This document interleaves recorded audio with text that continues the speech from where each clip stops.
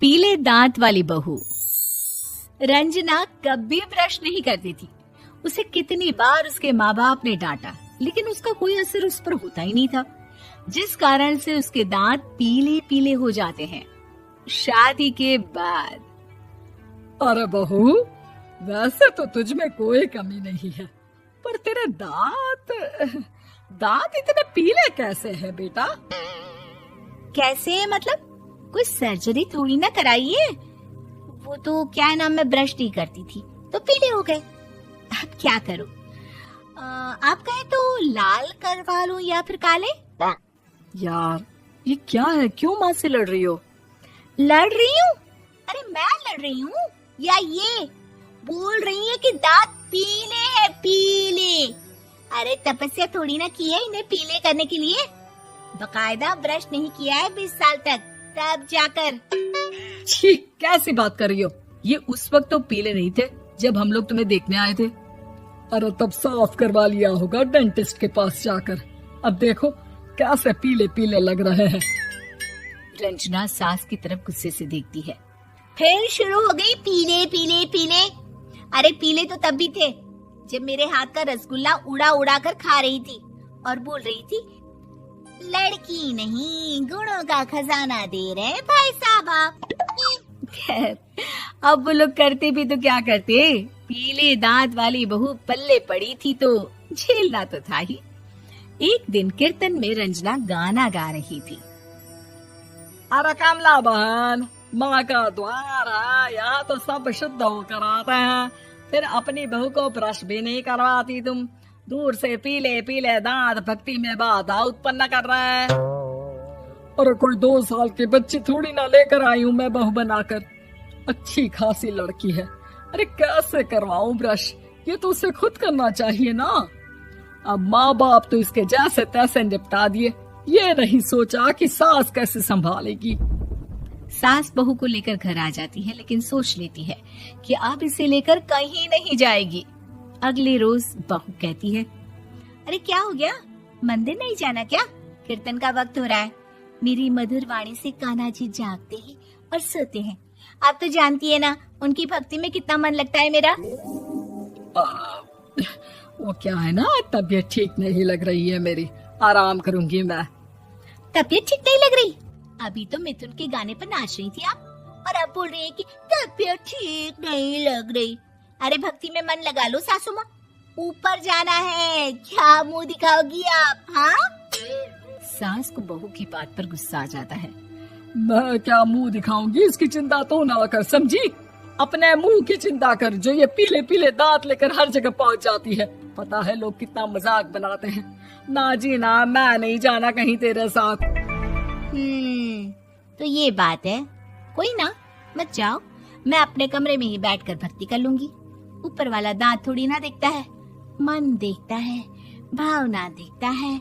और अरे बस बस, तू सब कुछ दिखा, बस ये सफेद चमकदार दांत ना दिखाना किसी को, है? जा यहाँ से। बहू को सास की बात का कोई फर्क नहीं पड़ता, वो तो जैसी थी वैसी ही रह जाती है।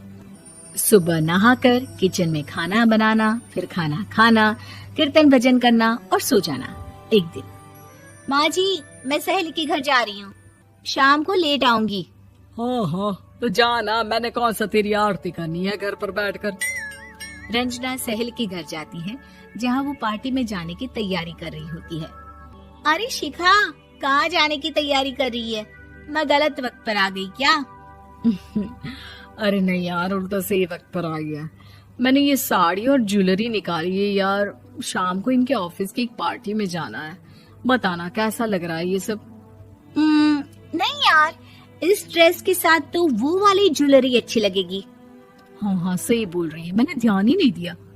वैसे तो हमेशा से मस्त फैशन सेंस रखती है। तो बड़ा जाती होगी ना पति के साथ पार्टी में।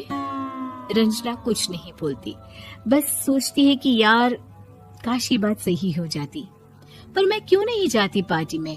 क्या इन लोगों की कोई पार्टी होती नहीं होगी? रंजना घर आती है और रात में पति से सवाल करती है, एक बात बताइए, आप मुझे किसी पार्टी में क्यों नहीं ले जाते? क्या आपके यहाँ ऑफिस में पार्टी नहीं होती? पति बेचारा क्या कहता कि दांत पीले हैं तुम्हारे इसलिए।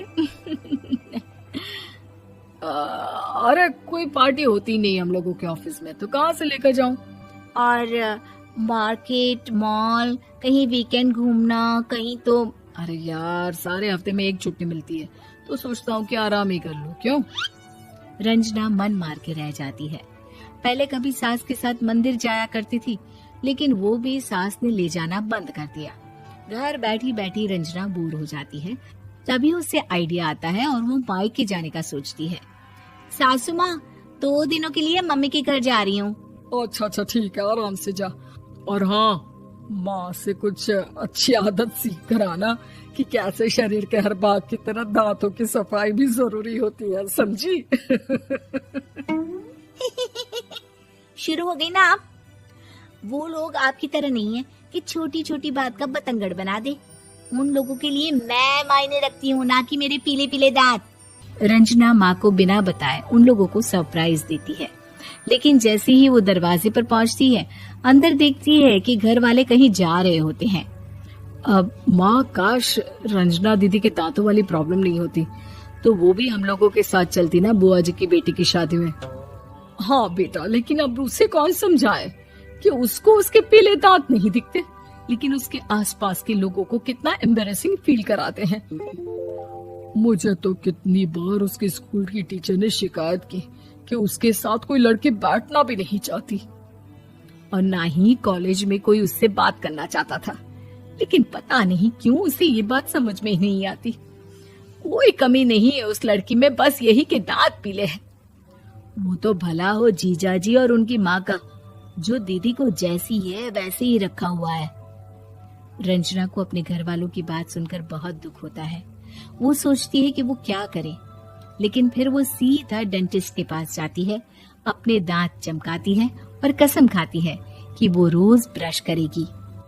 अरे क्या हो गया?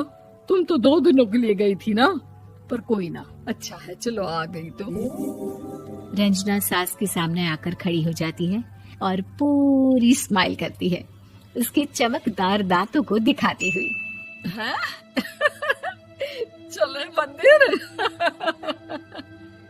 माँ, मुझे माफ कर दीजिए, मैंने आप लोगों को बहुत एम्बैरेसिंग फील करवाया।